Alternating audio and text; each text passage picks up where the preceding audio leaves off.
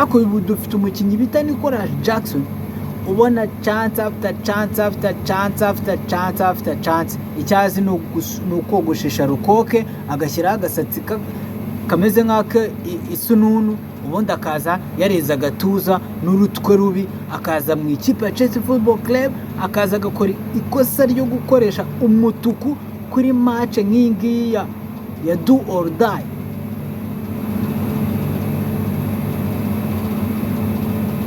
Muri kumva hano Chelsea yavuye n'ahantu igeze. Hello my beautiful people, mumeze mute, mumeze fresh, ewana nizere ko mumeze neza, nizere ko ibintu ari amahoro. Uyu ni wa mwanya twahariye amakuru y'imikino, amakuru atandukanye agenda cyara hirya muri siporo, ariko ndagira ngo mbabwire yuko ikintu mutagomba kwibagirwa ari uko uyu munsi hari abajya bavuga ngo football is footballing. Iyo bavuze ngo football is footballing, ni handi muri siporo haba habaye gutungurana gukabije, haba habayeho udushya tudasanzwe. Uyu munsi ntabwo byari byoroshye, twahereye kuri El Clasico, ikipe ya FC Barcelona ikubita Real Madrid yimena gatuza. Nk'ibisanzwe iyi sezo irinze irangira, Real Madrid idakuye intsinzi kwa Barcelona, yisubiyemo uyu munsi nibwo ikipe ya Chelsea Football Club iyo turi buyigarukeho nyuma, kuko iyi kipe rwose ibabaza benshi. Hahandi abafana b'ikipe ya Chelsea bari biteguye kurya ibiryo biryoshye biriho agasenda, akunyu, bisize ikirungo. Ni hahandi umusore bita Nicolas Jackson witwa ko arepresentinga Africa agenda agafata ibyo biryo byose akabirundamo umucanga, agashyiramo ikiro cy'umunyu, agashyiramo isukari, akavangamo n'ibyondo, akavangamo umuravumba. Bya biryo abafana ba Chelsea bari biteguye kurya batuje bishimye mu birori, akagenda akabifuyanga ku munota wa 35, hahandi bari bamukeneye ngo atsinde igitego, akaba ariho atsindira ikarita y'umutuku igatuma bamusendinga outside, igatuma bamukura mu kibuga. Ku ikipe nka Newcastle twanganyaga amanota, ku ikipe ya Newcastle twanganyaga ibitego. Uretse n'umufana wa Chelsea, n'umwana w'uruhinja uvutse ako kanya rwose yareba muri stade ukamuhitishamo niyo ikipe yambaye neza hari muri stade yahitamo Chelsea, kuko Newcastle nigira jezi nziza, Newcastle nigira igikombe cya Champions League, Newcastle nigira ikiza. Newcastle uretse izi sezo 2-3 zishize, Newcastle iguzwe n'umwarabu akaza akayinjizamo amafaranga. Newcastle ikagenda ku isoko ikagura abakinnyi, ikagura umwataka, ikagura midfield, ikagura defenseur, ikagura umwataka. Newcastle iraje hagama amakipe pe, n'ikipe ya Chelsea nayo iraje ijya muri ako gatebo. Abantu benshi basuzuguye Newcastle, birengagiza yuko Newcastle ubu ngubu tuvugana ifite igikombe mu kabati. Iyi sezo yatwaye Carabao Cup. Newcastle yakubise Manchester City. Newcastle yagiye kubita amakipe akomeye, noneho ku kibuga cyayo St James Park n'ibindi. Nta muntu ujya ugenda ngo ahave amaramasa, nta muntu ujya ugenda ngo ahave adakozwemo. Ikipe ya Newcastle ugiye kuyisura uba witeguye match y'imbaraga, match ya counter attack, match y'ibigufu, match y'abafana, kuko umufana aba yuzuye muri stade imeze nka za zindi zo kubwanero ajya gucira urubanza Pilato cyangwa ajya gucira urubanza Yezu. Nuko nguko muri stade ya Newcastle abameze abafana benshi buzuye muri stade ku ruzuba rwa saa sita ngo waje kubasura. Iyo ntago ari ikipe nziza yo gusura rwose. Ikipe ya Chelsea yo nubwo byanayisabye iminota myinshi, byasabye iminota 2 gusa, 1-2 minutes gwe yari igitego cya mbere, buf urushyi rwa mbere ibe yaruriye uwo bita Tonali abayimenya gatuza. Turavuga ati yenda wasanga ari kwa kundi nyine kuri no stade ibyaye ari induru, reka turebe ko ikipe ya Chelsea yagaruka muri mood. Ariko igice cya mbere rwose cyari wastage.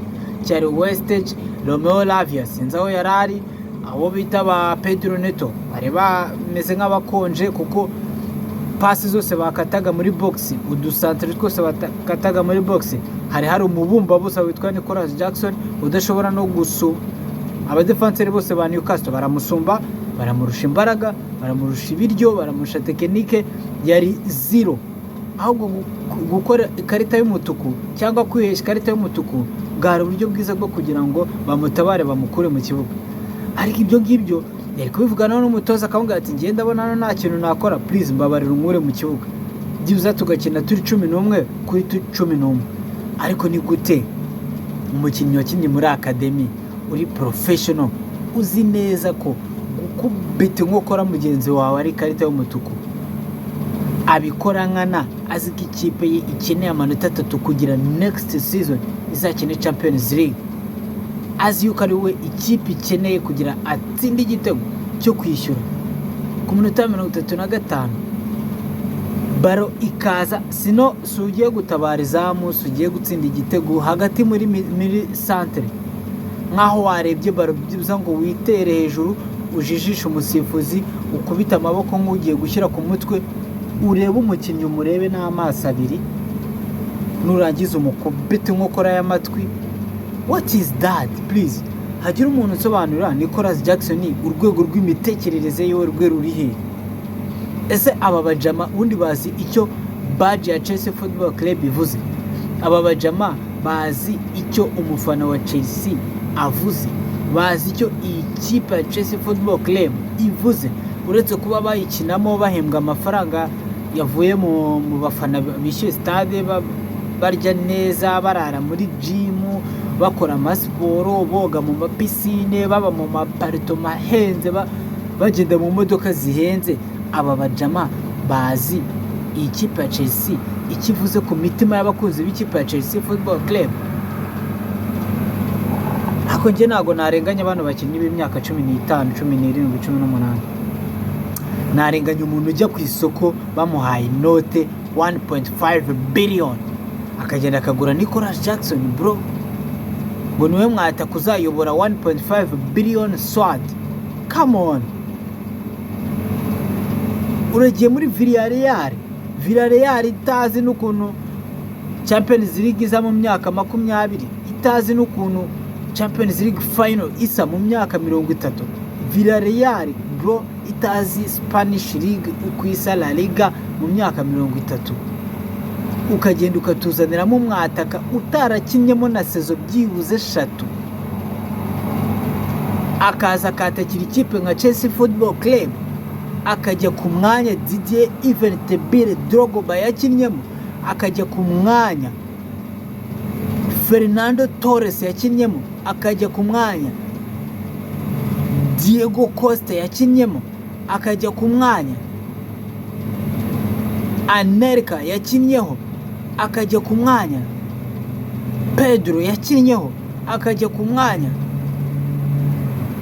Can you tell me how can you replace a 22 years old with uyu mujamana nubwo yafungura n'udushumi tw'inkweto twa Olivier Giroud, uyu mujamana nubwo yafungura n'udushumi tw'inkweto twa Morata, kuko Morata azahusha ibitego 5 atsinde kimwe, ariko azamakinga sure ko atazigera ahabwa ikarita y'umutuku ngo ikipe ye isigara ari abakinnyi 10 bakina n'abakinnyi 11 b'ikipe ya Newcastle. Yakasa mutwe kuri stade ya Newcastle, ikipe ya Chelsea ikeneye amanota 3 ku minota 35 habura iminota 70 yose ngo match irangire, ukaza wowe nka Nicolas Jackson ukavuga ati reka niheshe ikarita y'umutuku. This is to let your teammates down, this is to let your manager down, this is to let your fans down, this is to let your club down. Ntago ari byo gusa, ikarita y'umutuku irajyana na ban cyangwa n'ibihano.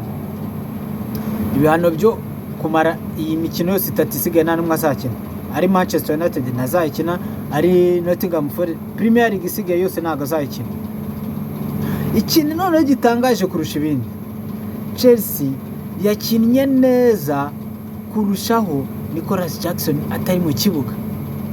Mu gice cya kabiri twihariye baro Charlotte kuri Moses Caicedo. Imagine to boss midfield yaba Gimaresh, yaba Tonali, ugakontorora uwo bita Isaac atakunyuraho nta mukino ba Rivermento uwakozaga bareta gutumbagiza kujugunya muri metero nka 500. Moses Caicedo aragenda yikorera ikipe yose ashyira ku rutugu rwe, Shout out to Moses Caicedo. Shout out again to Trevor Chalobah, my defender. Umujama akuriye muri academy abazi icyo badge ya Chelsea ivuze. Look at how effort. Reba imbaraga zose Moses Caicedo yashyizemo, reba imbaraga zose uwo bita Levi Colwill yashyizemo, reba imbaraga zose Trevor Chalobah yashyizemo, reba imbaraga zose Marc Cucurella yashyizemo kugira ngo byibuze tubashe kwishyura igitego kimwe nubwo bitaduhiriye kubera ko imbere nta muntu wari uhari. Twari outnumbered 11. Newcastle 11 kuri 11 yaguheza umwuka. None umwe bwe muri 10 bo ni 11. Tekereza ibyo yagukorera. Twatsinzwe ibitego 2-0 kandi game yari in favor of Chelsea Football Club. Nottingham Forest yaratakaje ikubitwa nande. Nottingham Forest yakubiswe na Leicester byanganyije 2-2. Arsenal ijya kwa Liverpool biranganya. Izo yose ni favorable to Chelsea kuko iyo Chelsea itsinda hari kutajyamo ikinyuranyo cy'amanota 2 gusa hagati yayo na Arsenal with 2 games to go. Si ibyo gusa, City yarakubiswe nayo yaranganyije ubusa ku busa na Southampton. Ayo nta manota yatakaje, ayo nta makipe duhanganye twakagombye gutsinda tukahita tuyajya imbere. Nicolas Jackson se yabyemera.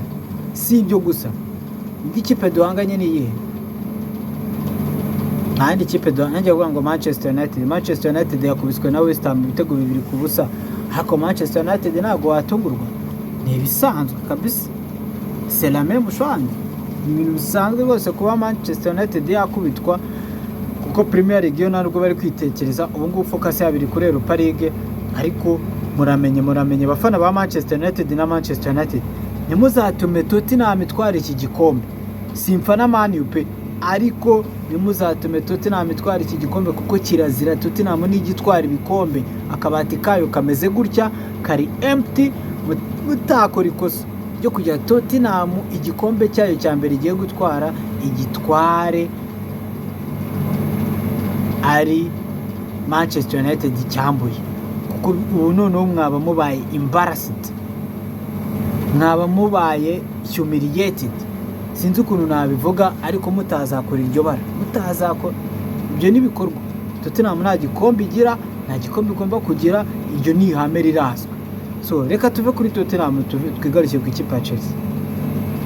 Umutoza Enzo Maresca yari yashyizemo line-up neza isa n'iya Liverpool, line-up nk'iyo yakubise Liverpool. Ariko ikibazo cyari ni iki? Twari turi kuri St James Park, not Anfield. Ntabwo twari turi gukina na Liverpool imaze icyumweru yisindira yinywera ibisindisha baserebura igikombe bamaze gutwara. Twari turi gukina n'ikipe ya Newcastle tunganya amanota, tunganya ibitego. Newcastle ifite imbaraga ishaka kujya muri Champions League. How did we underestimate this Newcastle to the point ku munota 2 dukubitwe igitego tukarwana no kwishyura? Nabyo nitubigereho bikarangira ubwo turiye n'icya 2. So ibi rero birahita bitujyana he? Nuko ya migozi zirika Chelsea itajibura. Ubundi ubu Nottingham Forest yitsinda yari kwitutijya imbere. Ubu twari kurangiza ino weekend turi ku mwanya wa 7. Ukuntu tukiri ku mwanya wa 5 nabyo ni ibitangaza. Simba beshe pe. Ubwo bivuze ngo nidutsinda Man U tugatsinda na Nottingham Forest tuzajya muri Champions League. Ariko se ikibazo cyanjye kiragera kiti, ibyo bintu tuzahabikora? Manchester United ni kubiswe na West Ham, Jemundi ni yakubiswe na Nottingham Forest, Jemundi ni yakubiswe muri Premier League isi yabaye nk'ingoma y'abaporoso. Manchester United ari umuntu utayiryaho umunyenga. Ntibizabatungure Manchester United ije ku kibuga cyacu Stamford Bridge ikahakura amanota. Nibizabatungure Amorin aje a Stamford Bridge akadefanda akiryamira mu izamu, tukabara ahantu ducisha akabaro, counter attack imwe, uwo bita Casemiro kwa Bruno Fernandes kwa Garnacho, buf 1-0, match over, khalas. Chelsea is out of Champions League race. Will you surprised? Kubwanjye ntabwo nzaba surprised. Kubera iki? Maturity. What we call maturity. Experience. Je narebye Chelsea ikina na Barcelona muri kimwe cya kabiri cya Champions League. Chelsea ifite umutuku ari abakinnyi 10. Chelsea ikagira mentality yo kuvuga ati reka twidefandire tuyireke Barcelona kuva ku munota wa mbere, izi twataka twege tuyibuze kwinjiza igitego ku munota wa 94 w'inyongera. Torres nta kintu tugusaba, wowe igumire ku murongo ugabanya ikibuga mo kabiri, abakinnyi ba Barcelona bose bakwibagirwe,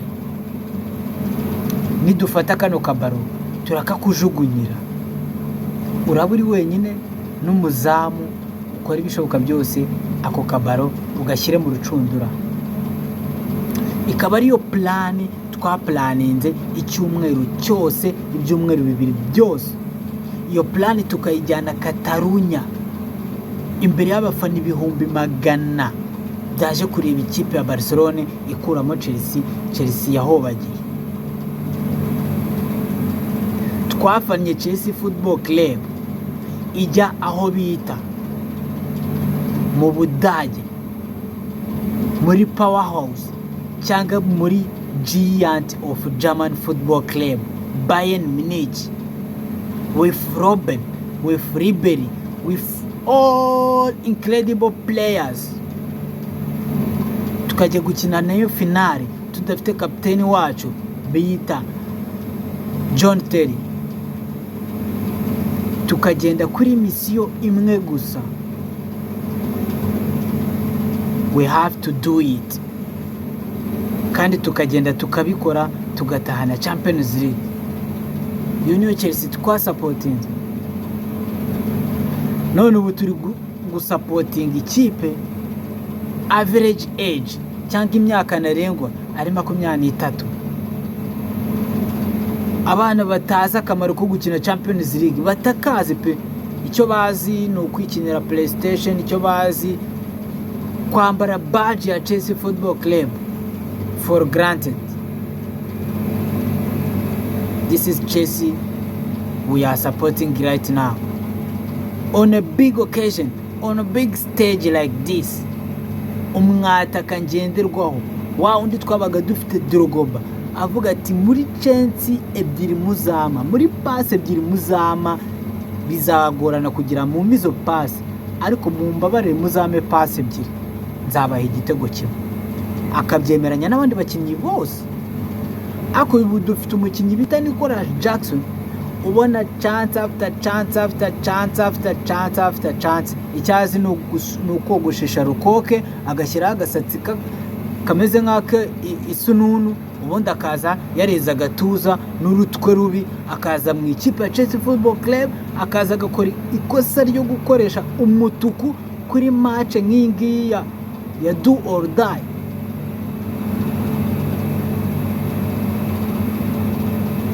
Muri kumva hano Chelsea yavuye n'ahantu igeze. This is embarrassing. This is horrible. Ndabizi abafana b'ikipe ya Chelsea uko muri kwiyumva, ndabizi kabisa. Sinjye kuvuga ngo Champions League hope yarangiye, ntabwo tuzakina Champions League, ariko my friend, let me tell you something.